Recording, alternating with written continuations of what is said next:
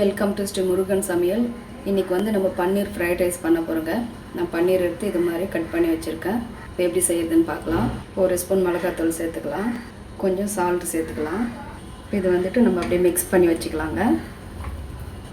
இது எல்லாமே மிக்ஸ் பண்ணிட்டோம். இது ஒரு 5 நிமிஷம் அப்படியே மூடி போட்டு விட்டுக்கலாம்.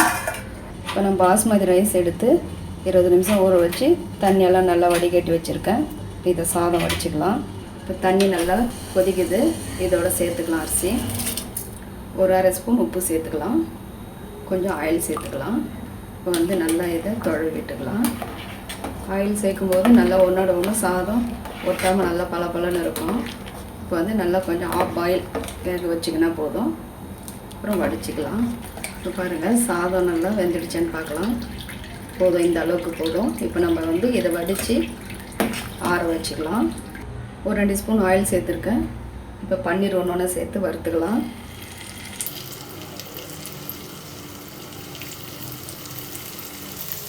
கொஞ்சம் இதை அப்படியே திருப்பி விட்டுக்கலாம்.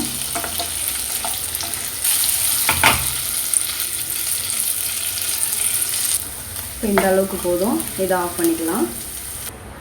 கொஞ்சம் ஆயில் சேர்த்துக்கலாம், கொஞ்சம் பூண்டு சேர்த்துக்கலாம், ஆனியன் சேர்த்துக்கலாம், ஒரு 2 பச்சை மிளகாய் சேர்த்துக்கலாம், ஒரு அரை ஸ்பூன் இஞ்சி பூண்டு பேஸ்ட்டு சேர்த்துக்கலாம். இதெல்லாம் சேர்த்து நல்லா கலந்து விட்டுக்கலாம். கொஞ்சம் பீன்ஸ் சேர்த்துக்கலாம், கொஞ்சம் கேரட் சேர்த்துக்கலாம்.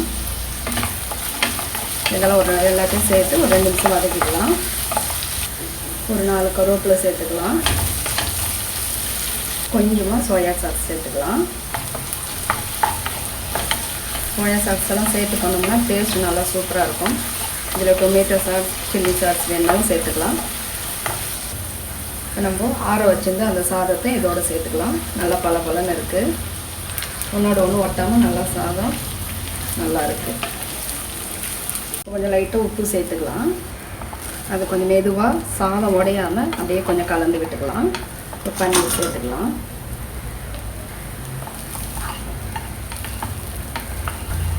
இதோட கொஞ்சம் நல்லா அந்த சால்ட்டு, இந்த பன்னீர், இந்த வெஜிடபிள்ஸோடு சேர்ந்து இது நல்லா ஒரு வாட்டி கலந்து விட்டுக்கலாம். லாஸ்ட்டாக கொஞ்சமாக கொத்தமல்லி சேர்த்துக்கலாம். கொத்தமல்லி இல்லைன்னா ஸ்ப்ரிங் ஆனியனும் சேர்த்துக்கலாம்.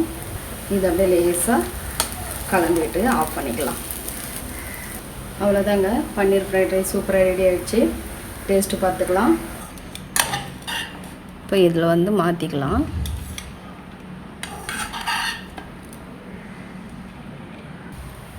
பாருங்கள், பன்னீர் ஃப்ரைட் ரைஸ் வந்து சூப்பராக ரெடி ஆகிடுச்சு. இது மாதிரி நீங்களும் ஒரு டைம் செஞ்சு பாருங்கள். இந்த வீடியோ உங்களுக்கு பிடிச்சிருந்தால் லைக் பண்ணுங்கள், ஷேர் பண்ணுங்கள், கமெண்ட்ஸ் பண்ணுங்கள், சப்ஸ்கிரைப் பண்ணுங்கள். தேங்க்யூ.